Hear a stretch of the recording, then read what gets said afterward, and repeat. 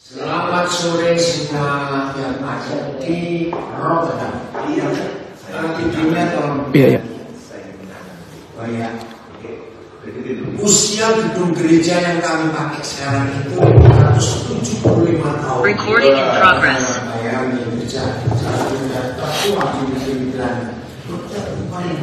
Keluar lagi. Bentar. Iya, bentar saya keluar ya. Bentar. Iya. Ya, bentar, saya keluar. Bentar. And now saya share. Oke. Share. Ya. Bentar, live lagi. Bentar.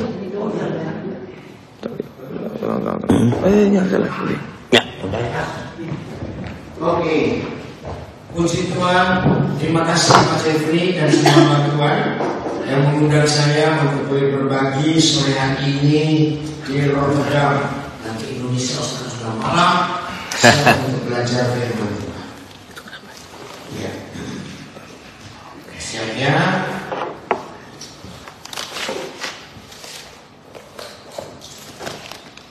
Kalau kita mendengar kalimat Tuhan hadir, kehadiran Tuhan, itu yang saudara bayangkan itu apa?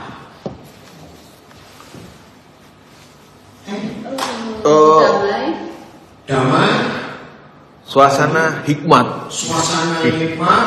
Ayat lain, dan tolong baca ayat tulis ada di Facebook, Instagram, Zoom. Kehadiran Tuhan hadir, damai, sama hikmat, Kudus, apa lagi? Senang. Ya, suasananya asik. Salah semua. Setiap kali kita tahu Tuhan hadir, harus terjadi perubahan dalam hidup kita. Amin. Betul nggak? Setiap kali Tuhan hadir dan menemui kita, harus ada perubahan dalam hidup kita. Lihat berapa peristiwa di Alkitab. Salah satu contoh yang paling hebat itu waktu Tuhan hadir di hidup seorang perempuan yang ditemui Tuhan Yesus di desa Sikar di pinggir sumur Yakub. Maksudnya dia seorang pelancong. Begitu Tuhan hadir di hidupnya, dia mengalami perubahan yang luar biasa. Amin. Hebat ya? Yes. Dan di Zoom, Instagram, Facebook, siap? Punya yang mana? Untuk Zoom, soalnya kecil. Kalau Zoom pakai yang itu aja. Kayak gini, Ustaz. Yang Facebook, Instagram, itu bisa. Suaranya kecil. Iya. Ya. Yang Instagram, Facebook bagaimana? Bisa dengar jelas? Bisa. Oke, Om. Oke, connected. Di Zoom. Oke. Ntar ini. Oke. Gimana di Zoom suaranya? Ya gedungnya tua jadi menggema. Jadi ketika Tuhan Yesus hadir di hidup seorang perempuan yang bertemu Tuhan di pinggir sumur Yakub, hidupnya mengalami perubahan yang luar biasa. Banyak. Ya, Gideon, waktu dia masih remaja, masih anak muda, semua bangsa sedang ketakutan karena musuh menyerang mereka.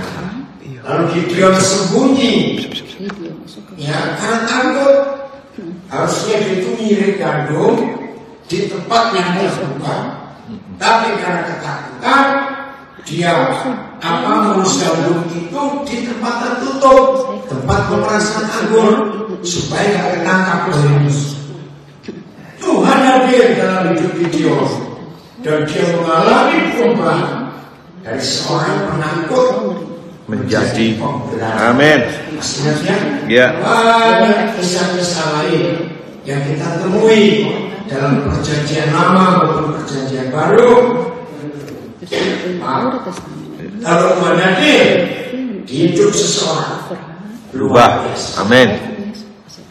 2 jam yang lalu saya diminta untuk ada di sebuah Zoom yang bicara soal persiapan pemilu di Indonesia. Karena semua tanya, kita siapa?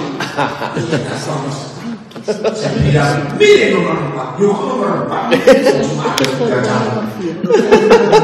Saya di hari itu Tuhan akan hadir. Tuhan yang mencintai Indonesia. Amin. Tuhan yang sangat sayang dengan bangsa Indonesia. Sebab rencana untuk Indonesia itu dahsyat sekali. Lewat Indonesia dunia akan diselamatkan, dunia akan diberkati. Maka Tuhan akan hadir di semua kamar-kamar orang memilih. Di situ Tuhan akan intervensi dan Tuhan akan bicara kepada masing-masing bangsa Indonesia yang memilih. Itu dia nomor 4. Tunggu saja. Itu kehadiran Tuhan yang luar biasa. Amin. Ya, dan rencana untuk memberkati Indonesia yang luar biasa. Nah, sekarang kita buka Lukas 19. Ada ayatnya? Iya, Lukas 19 tidak ada. Lukas 19 mulai ayat 1. Nah, suatu hari Tuhan hadir dalam hidup seseorang yang kita sudah kenal. Ceritanya dari zaman sekolah minggu, Sakeus, orang pendek. Ayo baca sama-sama Lukas 19 ayat 1. Tunggu ya. Lukas 19 ayat 1.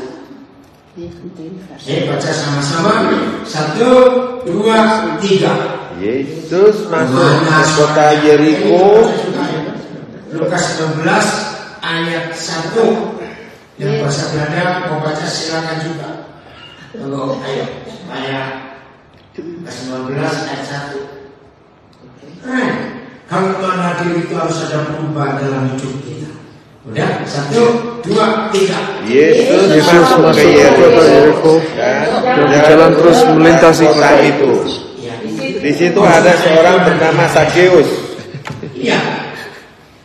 Apa saja yang tertulis dalam Alkitab itu punya maksud yang luar biasa. Yesus bagaimana? Masuk ke kota Yeriko. Masuk. Ya. Bukan lewat. Ya. Masuk. Tapi aneh. Dia jalan terus. Ya toh? Ya. Nah, saudara belajarlah begini. Mengerjakan apa saja dalam hidup kita, walaupun itu hal kecil, apalagi hal besar. Kalau Tuhan berjalan bersama kita, maka hidup kita ini pasti akan jadi berkat buat orang lain. Apa saja. Suatu kali saya diajak teman untuk makan di sebuah restoran bersama istri saya. Nah, nggak cuma makan, ada sesuatu yang kamu kerjakan di rumah makan. Terus Roh Kudus beritahu saya tentang salah seorang karyawan di rumah makan. Oh, hari itu karyawan ini mengalami perjumpaan dengan Tuhan yang luar biasa. Nah, dalam hidup saya banyak kali ada kata-kata ini dari orang-orang yang berjumpa Tuhan dalam hidup saya. Aduh, saya nggak tahu hidup saya jadi apa kalau saya nggak ketemu Bapak. Itu adalah perubahan dalam hidup. Jadi Tuhan tidak hanya hadir sendiri secara dirinya, tetapi Tuhan bisa hadir lewat kita, murid-muridnya. Katakan amin. Di mana? Masih ingat ketika Tuhan Yesus diundang makan malam di rumah Simon orang Farisi? Nah, Tuhan Yesus kasih undang makan. Mumpung gratis, ada yang ngajak dinner. Enggak. Tapi di kota itu ada seorang pelacur, Masih ingat ya? Yang hidupnya dalam perjumpaan yang luar biasa. Nah, seperti ini. Dia masuk kota Yeriko, tapi gak berhenti, jalan terus. Kenapa? Nah, ada satu orang ini. Ayat 2. Ada siapa? Sakyus. Lihat ayat 2, ayat baca. Ayat 2. 1, 2, 3. Di situ ada seorang bernama Sakyus, kepala pemungut cukai, dan ia seorang yang kaya. Pemungut cukai kaya. Bahasa Belandanya apa pemungut cukai? Hoofdtolontvanger. Tolontvanger. Hoofdtolontvanger. Ya. Head of. Pajak ya. Kepala. Kaya.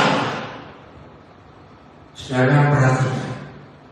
Bukan soal kayanya yang Tuhan Yesus maksud. Tapi Sakyus ini orang yang sedang merindukan Tuhan dalam hidupnya. Tetapi dia tidak bisa beribadah. Sebab para pemungut cukai dilarang masuk ke bait suci. Masih ingat ya? Jangan itu. Ya udah.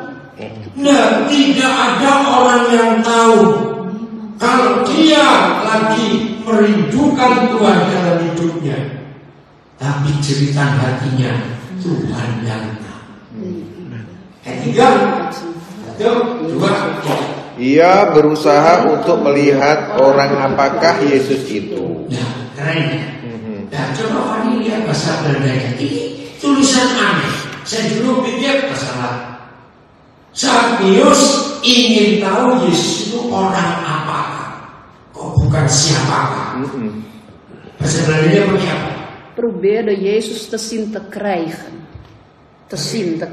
Ya, apa atau siapakah? Itu kok dia tahu apa? Alleen dat, ja. Probeerde Jezus te zien te krijgen. Maar hij kan niet over de mensen heen kijken. Nee. Om de hij Bukan siapakah. Itu tujuan apa Pak Belandanya? Tadi baca tujuan yang lain. Hip-hop nummer 3?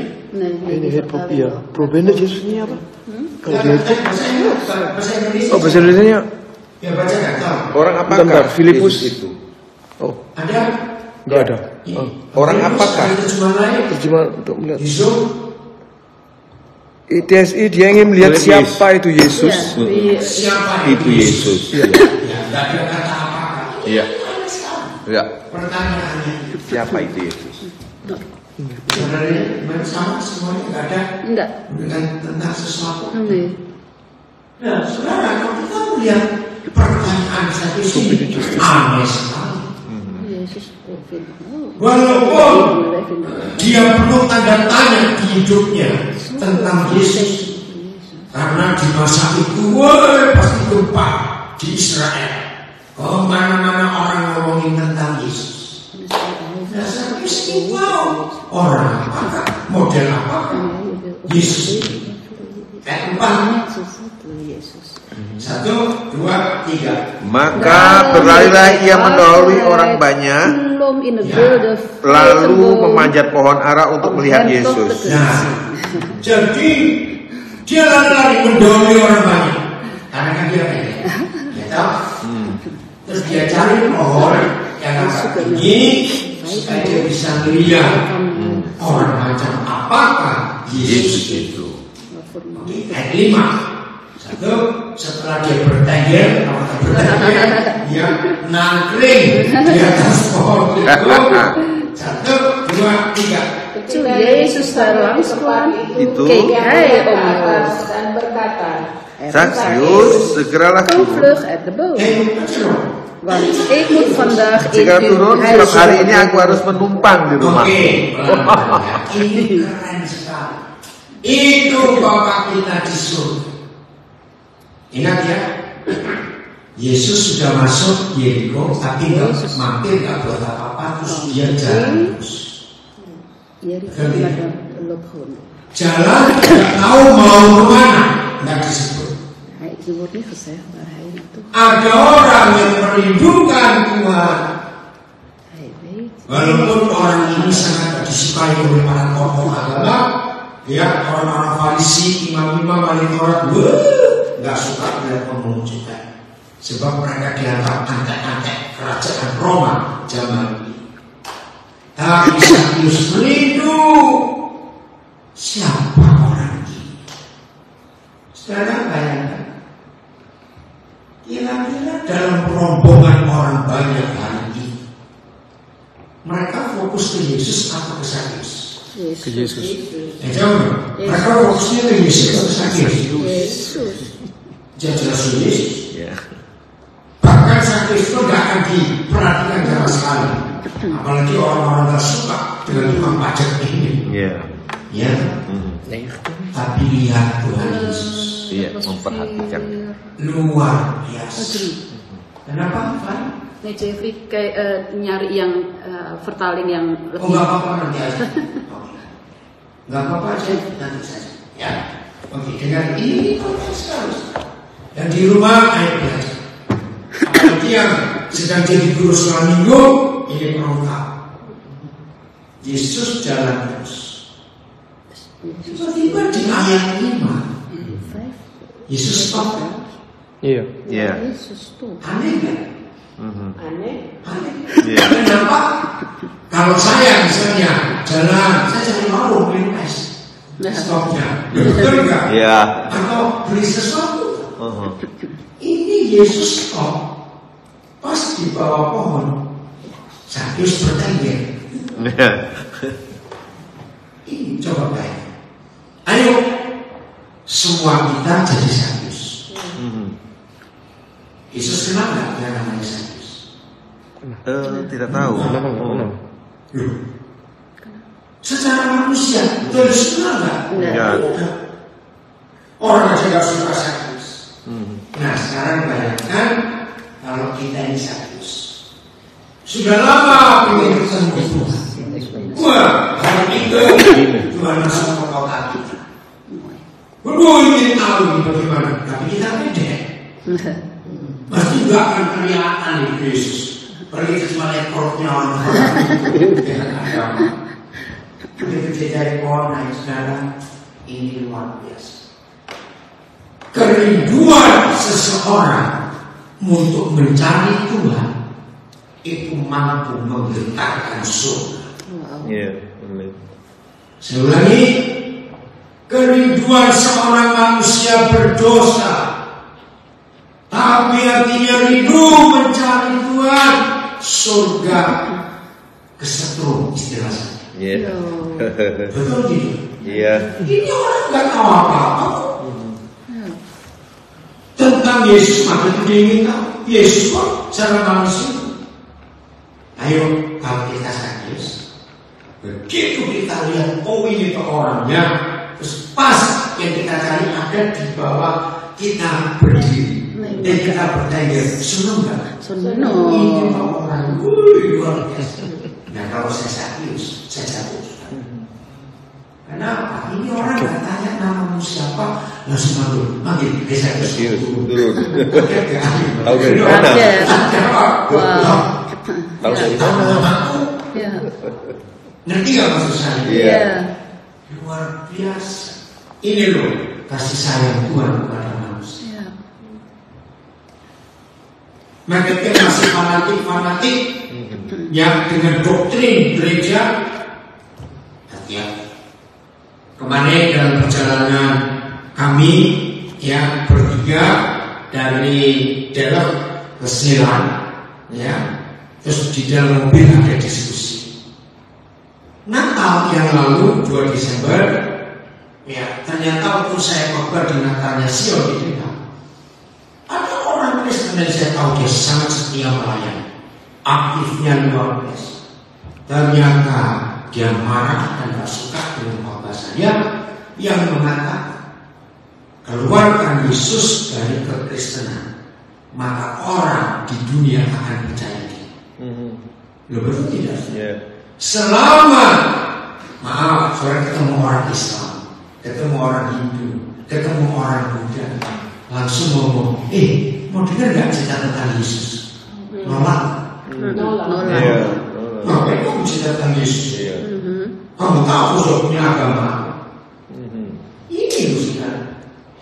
Jadi Jadi selama dunia masih menganggap Yesus agama Kristen dan dia agama Kristen, dunia menolak. Untuk apa kamu kenalkan dia kepadamu? Kamu tahu sesungguhnya apa? Nah, wanita menyesatkan. Itulah jahatnya doktrin.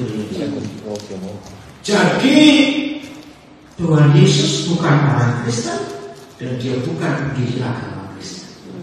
Dia itu Tuhan bagi seluruh umat manusia. Gak peduli agama.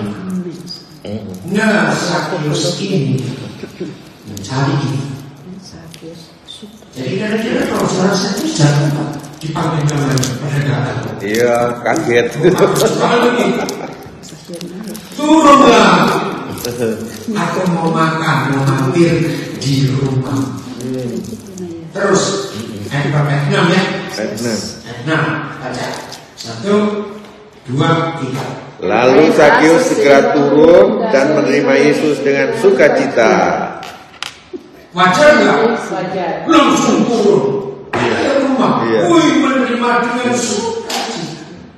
Tuhan Nabi hidup Sakeus. Ayat 7 baca. Ayat 7. Tetapi 1, 2, 3. Tetapi semua orang yang melihat hal itu bersungut-sungut, katanya ia menumpang di rumah orang berdosa.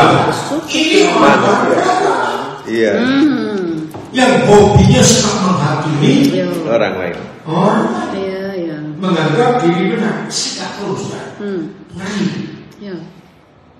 Mengapa kalau ada orang menyebut aku beragama, yang kelihatan pasti dua hal, kemunafikan Ya, dan kedua suka menghakimi. iya.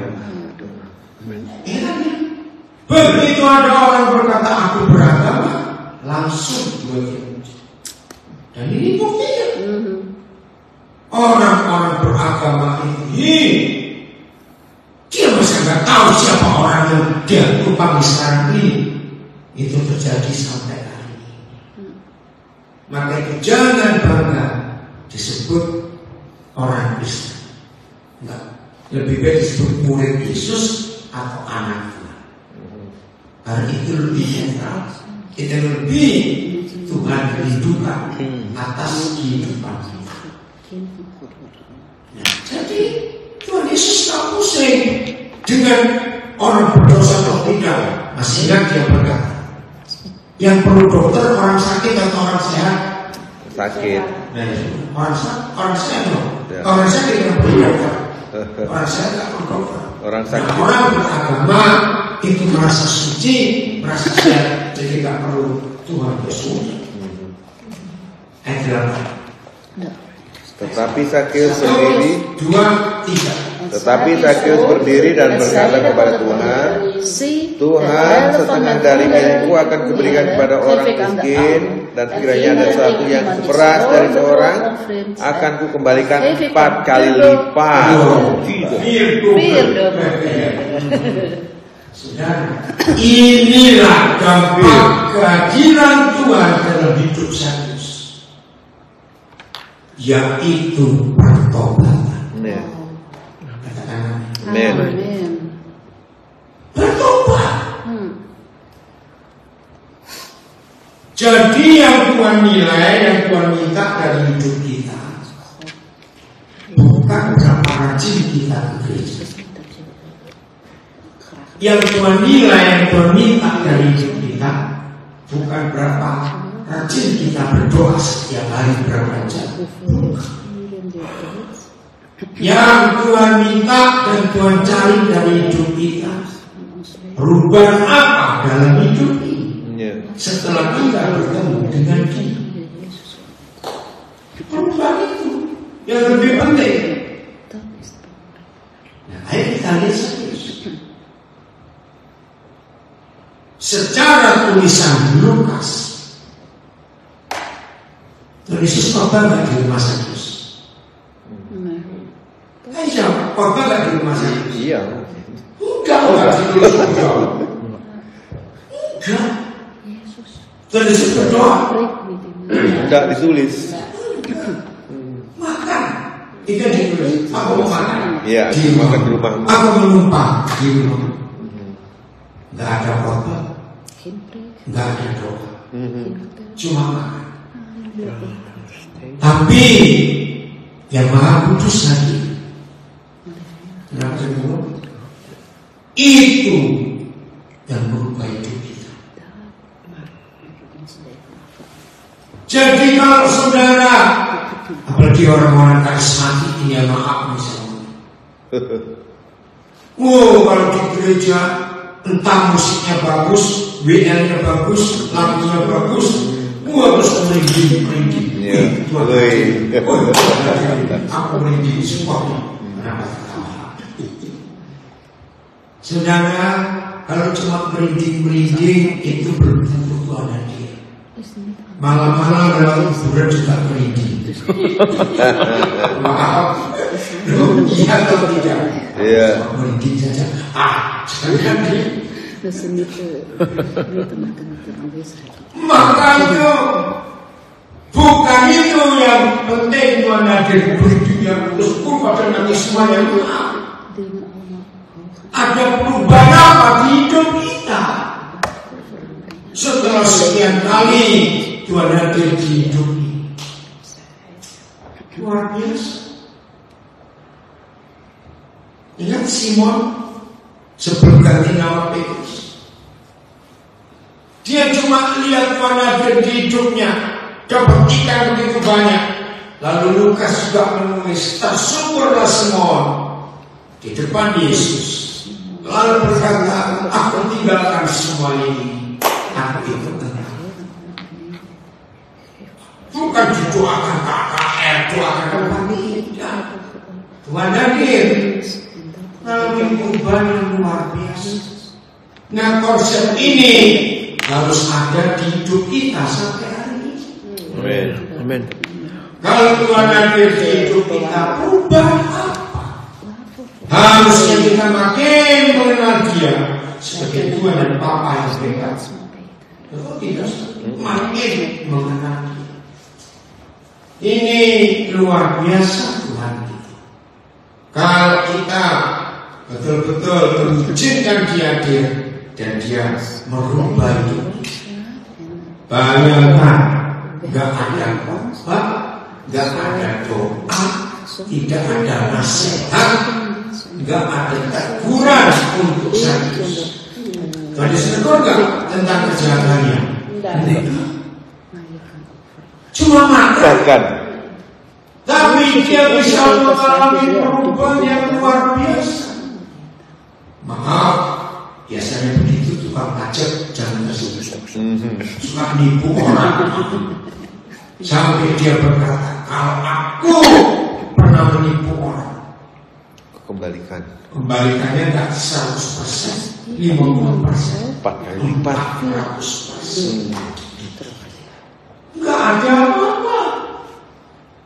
Betul? Iya. Karena perjumpaan dengan Tuhan di hidupnya. Maka itu maaf, jangan marah atau tersinggung. Kalau tersinggung ya harus bertobat gitu. Salah satu dari pribadi sebaik apa, sejahat apa, serusak apa, sebenar apa. Kalau sudah berjumpa dengan Yesus, tanda yang pertama pasti gak pelit lagi. Betul gak? Ya. Ayo jujur. Kalau toh kita bertobat bisa membalikan 75% saja, sudah lumayan gak? Coba saya tanya, sudah bisa mengembalikan 75%, sudah lumayan gak? Oh iya. Lumayan, 100%. Luar biasa. 150%. Wow. Ini 400. 400%. 4 kali lipat. Apa yang menusuk hati Sakius sampai bisa mengalami perubahan hidup sejati? Betul? Ya. Ini luar biasa. 4 kali lipat. Nanti saya tanya, Tuhan Yesus ngomong tentang firman? Doa, nasihati, cuma hadir. Tapi satu nabi perubahan yang luar biasa. Maka itulah sekali. Kapan terakhir kali saudara jumpa Yesus atau Tuhan hadir di hidup saudara? Jangan tidak possible dibangun.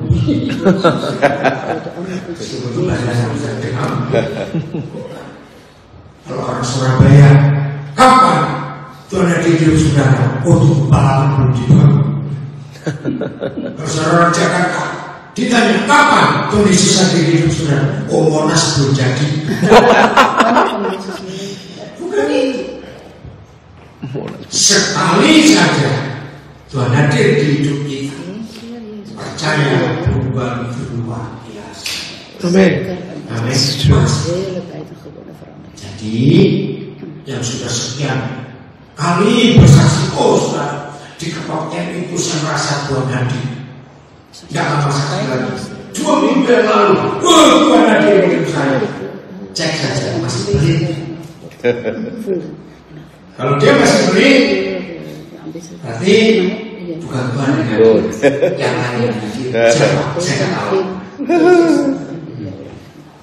Isaias mengalami perubahan yang luar biasa, hebat sekali. Ini yang Tuhan kerjakan dalam hidup kita. Coba kita lihat Yohanes pasal. Ya, penginjil pertama di dunia itu bukan mahasiswa teologi di sekolah teologi mana. Penginjil pertama di dunia bukan hamba Tuhan hebat, ya, yang doktor teologi, tidak, tapi seorang pelacur. Nah, Yohanes 4:39. Inilah penginjil pertama di dunia, hebat sekali. Udah baca? 1, 2, 3. Dan banyak orang suaranya baca sebentar. Dan banyak orang Biar dia tunggu biar bahasa Belandanya kita. Oke, bahasa Indonesia baca kuat. 1, 2, 3. Dan banyaknya orang Samaria dari kota telah menjadi percaya kepadanya karena perkataan perempuan itu yang bersaksi bukan berkota.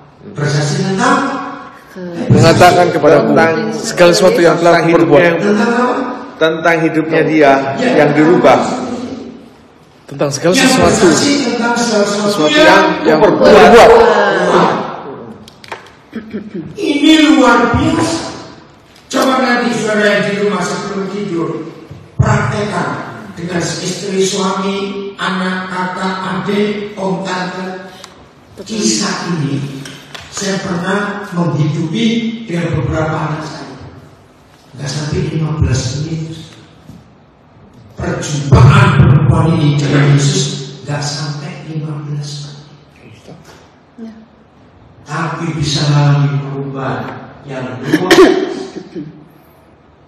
Baca bahasa Belandanya.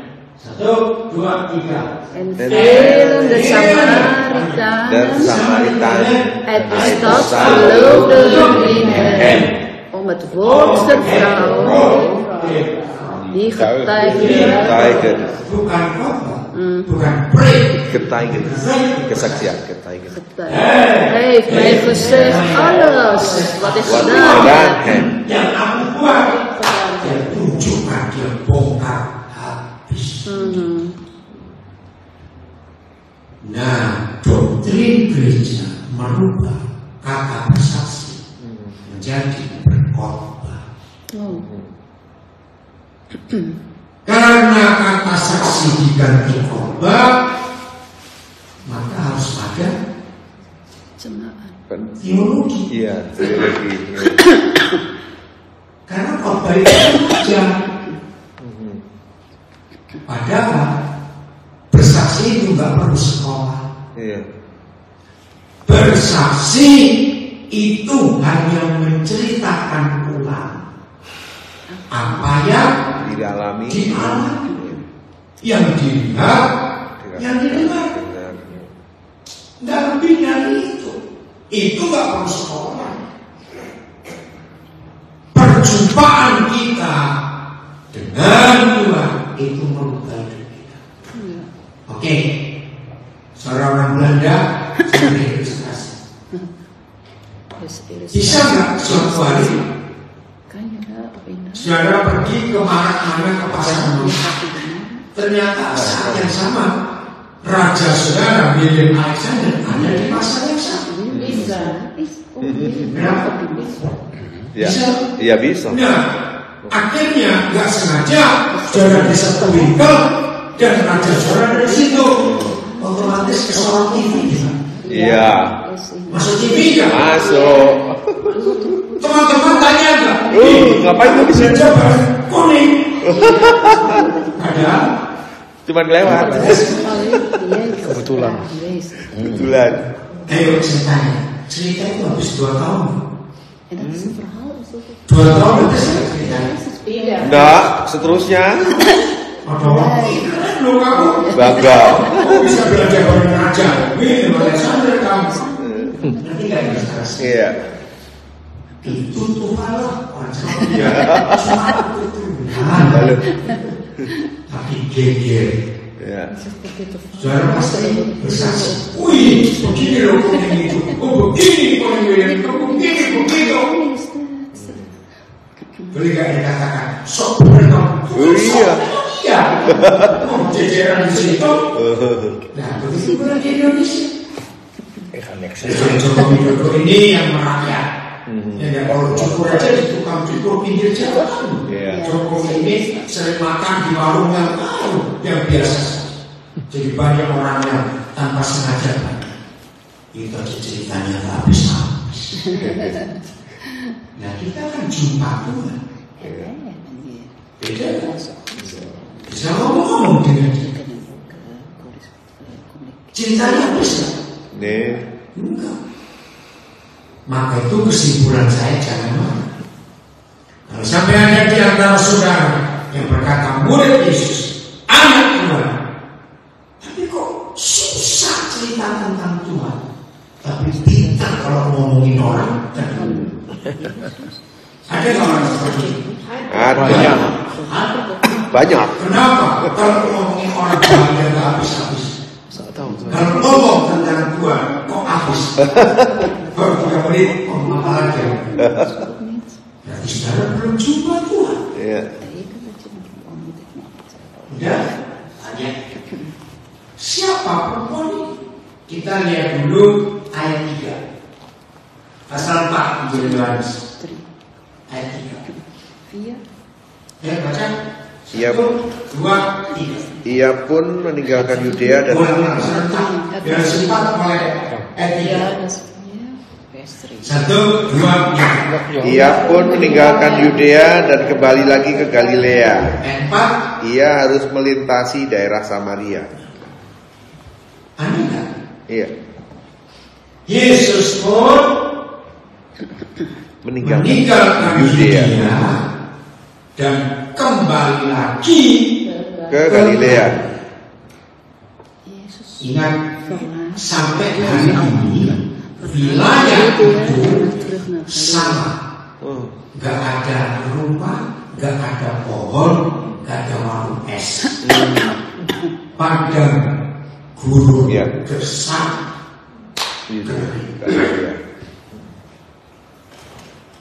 Meninggalkan Yudea, kembali lagi ke Galilea. Apa arti kata kembali lagi ke? Bahasa Belanda apa artinya? Kembali lagi ke? Berarti pernah dari sana. Nah, sudah dari sana balik lagi. Pertanyaannya sama. Yesus masuk Yeriko, tapi jalan terus. Kenapa jalan terus? Karena ada satu orang yang dia, Sakius. Sudah dari kembali lagi ke Galilea. Ada apa? Ayat 4. Ia harus melintasi. Harus. Ini yang harus. Ada kata harus? Ya. Kalau ada kata harus, ada yang nyuruh. Ada. Harus. Ada yang nyuruh. Iya. Siapa ini? Ini luar biasa. Maaf. Tuhan Yesus iseng nganggur cuma mondar mandir gitu. Enggak. Apalagi panas-panas. Ngapain mondar mandir? Kalau mondar mandir di bengkel sinkron enak. Sambil shopping. Bahasa Belanda bagaimana? Belum. Oh, belum coba. Keren ini luar biasa. Yohanes 4. Vers 3 dan 4. Vers 4. Benda kecelakaan sahabatnya. Bentar Koden. Bahasa Belanda. Yuk. Ada. Harus melintasi. Itu yang nyari punya itu. Ini bahasa ayat 4. Headbook. Ayat 4. Hij moest door Samaria. Hij moest. Oh, ayat 3. Daarom verliet hij Judea en ging terug naar Galilea. En terug. Hij moest door Samaria en kwam in de stad Sychar in Samaria. Deze stad lag vlakbij. Apakah dia mondar mandir? Nganggur jawab. Mus door Samaria. Enggak. Kalau saya lihat itu muter. Itu sama seperti saudara dari Rotterdam mau ke Groningen lewat Zeeland. Muter sekali itu.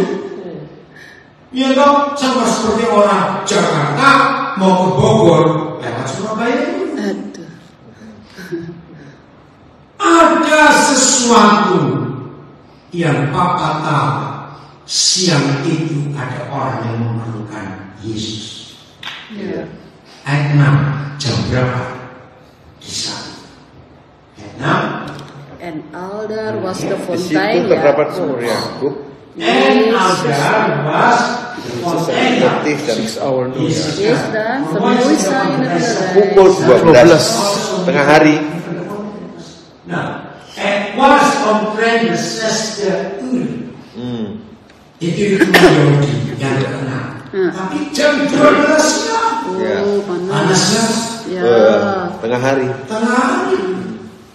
Ngapain panas-panas dia muter jauh sekali? Hanya karena ada Satu wanita. Ada sesuatu. Orang perempuan Samaria. yang gak dianggap oleh orang lain. Saudara, kisah ini luar biasa. Sampai hari ini, hampir tidak ada orang ambil air ke sumur itu siang hari. Biasanya pagi atau sore. Karena panas. Kenapa perempuan ini siang? Dia nggak mau jadi bahan gosip omongan orang. Bisa bayangkan? Iya. Lebih pergi sepi-sepi. Nggak ada yang tanya macam-macam. Ini ya. Nah, dalam keadaan seperti itu, ternyata perempuan ini haus. Masih ingat saya? Begitu ketemu Yesus, langsung tahu, ini orang Israel dan ini orang Samaria. Jadi pakaiannya. Terus Tuhan Yesus minta air, masih ingat ya? Hei wanita, berikan aku air. Kamu orang Yahudi, Nggak boleh bertemu. nggak mungkin minta minum ke musuh. Orang Samaria kan musuhan dengan orang Yahudi. Orang Yahudi Najis. Kalau kamu tahu kepada siapa kamu bicara dan yang minta air ini, maka kamu akan minta air dari dia. Nah, ternyata perempuan ini tersinggung. Bisa bayangkan, tadi yang minta air siapa? Yesus. Setelah dijawab, Sebaliknya. siapa yang dapat air? Wanita. Nah, itu dia jawab, kamu kesini gak bawa timba kok. Sampai hari ini di desa-desa, ya di Jawa, di mana kalau ada daerah itu kering, hanya ada satu sumur, orang bawa timba sendiri-sendiri. Sebaiknya ya, timba. Kamu gak bawa timba, sumur ini dalam. Gimana kamu mau beri air kepadamu? Dan tadi kamu yang minta. Hebatnya. Terus Yesus jawab, air yang kamu minum dari sumur ini akan buat kamu haus lagi. Tapi air yang diberikan kepada kalau kamu minum, kamu gak akan haus. Makanya berkat air itu jadi mata air di dalam dua. Ini ilustrasinya. Siapa ingin dapat sabun gratis sekali pakai sampai mati nggak mandi bersih terus? Mau? Iya. Nah, perempuan ini mau. Berikan dong air itu kepadaku. Sudah aku nggak pernah balik di sini. Coba lihat ayat yang ke 16. 7. 7. Bukan. Zeven? Ya, bacakan ya. 1, 2, 3. Er kwam een vrouw uit Samaria om water te putten. Jezus zeide tot haar, geef mij te drinken. Terus, ya. Want zijn discipelen waren heen gegaan in de stad, opdat zij zouden spijzen kopen. Ja. Ya, jadi murid-muridnya sudah pergi ya membeli makanan di kota. Ya. Terus ayat yang ke-11. 11. Zo zeiden dan. 11. 11. Kata perempuan itu kepadanya. Ya, ayat 11. Oh, baca bahasa Indonesia. 1, 2, 3. Kata perempuan itu kepadanya, Tuhan, engkau tidak punya timba dan sumur ini ini mendalam. Dari manakah engkau memperoleh air hidup ini? Ya. Terus ayat 12. Adakah engkau lebih besar daripada bapa kami Yakub yang memberikan sumur ini? Ya, buat sumur itu 2 tahun yang lalu. Ayat 13. Jawab Yesus padanya, barang siapa minum air ini, ia akan haus lagi. Nah, tapi Tetapi barang siapa minum air yang diberikan padanya, ia tidak akan haus selama-lamanya. Air yang akan diberikan padanya akan menjadi mata air dalam dirinya, yang terus memancar sampai pada hidupnya yang kekal. Senang bukan? Ayat 14. Kata perempuan 1, itu 2, 3, 14. Iya, tetapi barang siapa minum air yang 15. kata perempuan itu padanya, Tuhan berikanlah aku air itu, supaya aku tidak haus dan tidak usah lagi ke sini untuk menimba air. Aja dong, kira-kira kalau kita juga begitu nggak minta air itu? Ya. Iya loh, supaya nggak repot-repot. Lihat ayat berapa 16 ya. 1, 2, 3. Kata Yesus kepadanya, Pergilah, panggillah suamimu dan datang ke sini. Nah, ini yang luar biasa. Ya. Coba saudara otak-atik. Ada nggak hubungan air dengan suami dan air? Nah, nggak ada. Tidak ada. Tapi buat Tuhan justru ini hubungan. Urusan apa dengan suami? Aku minta air dari suami. Perempuan itu jawab, aku nggak punya suami. Ayat 17. 1, 2, 3. Kata perempuan itu, aku tidak mempunyai suami. Kata Yesus padanya, kata Yesus padanya, tepat katamu. Bahwa engkau tidak punya suami. Tapi sebab engkau sudah punya 5 suami, dan yang tidak ada sekarang padamu bukanlah suamimu. Wih, keren. Dalam hal ini engkau berkata, sudah pernah punya 5 suami. Dan sekarang yang ke-6 ada di rumahmu, Bukan suamimu. juga bukan suamimu. Dalam hal ini engkau berkata benar. Syok gak perempuan? Gini, kok dia tahu? Nah, seperti itu yang Yesus lakukan kepada Zakheus. Kenapa dia seperti ini? Dia abang aku, dia panggil Zakheus, itu kau namaku. Ini yang terjadi perubahan hidup perempuan.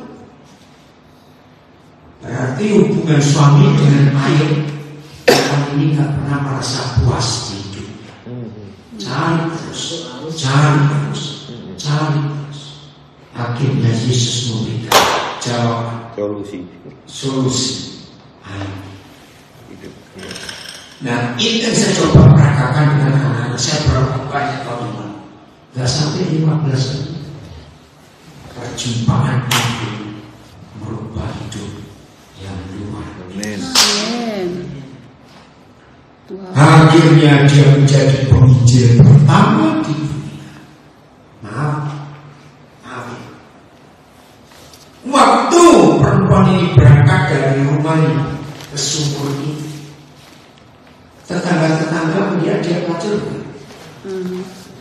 Iya dong, yang laki-laki kan disimpan di rumahnya. Tetangga tahu. Iya. Waktu dia balik setelah berjumpa Yesus, karena masih di rumahnya ya? Masih. Maaf. Jadi ketika perempuan ini bersaksi tentang Yesus di mata tetangga-tetangga, maaf, dia masih pelacur. Masih. Kalau saya dengan pelacur ngomong, ya aja. Ngerti gak ya? Iya. Ngapain didengerin? Tapi luar biasa bukan? Banyak orang dan kampung itu menjadi percaya pada Yesus karena perkataan perempuan yang bersaksi. Tanda kedua, saudara dan saya pernah jumpa Yesus dan dia hadir. Sudah, kita suka bersaksi tentang Yesus. Gak akan habis. Tanda pertama apa tadi? Perubahan. Enggak pelit. Ada perubahan. Tanda pertama apa kalau kita jumpa Yesus? Perubahan. Tidak pelit. Ya. Tanda kedua, kita bersaksi. Enggak habis-habis banget. Yang ketiga keempat yang sendiri. Iya. Kerjakan dua hal ini. Luar biasa. Haleluya. Ya, kapan terakhir kita bersaksi tentang kebaikan Tuhan, kasih Tuhan dalam hidup ini? Amin. Dasarnya Tuhan kita luar biasa. Nah, maka itu apa perubahan hidup kita setelah kita jumpa Tuhan dan Dia hadir di hidup kita? Harus ada berubah. Nomor satu tadi pelit, nggak pelit. Nomor dua bisa bersaksi. Iya. Cerita kepada orang-orang bagaimana Tuhan berubah hidup kita. Apa yang Tuhan sudah kerjakan? Tidak. Bayangkan kalau semua murid Yesus, semua anak Bapa di surga, setelah lalu berjumpa dengan Tuhan, terjadi dua hal ini. Dunia. Iya. Amin. Tuhan Yesus memberkati. Haleluya. Haleluya. Haleluya.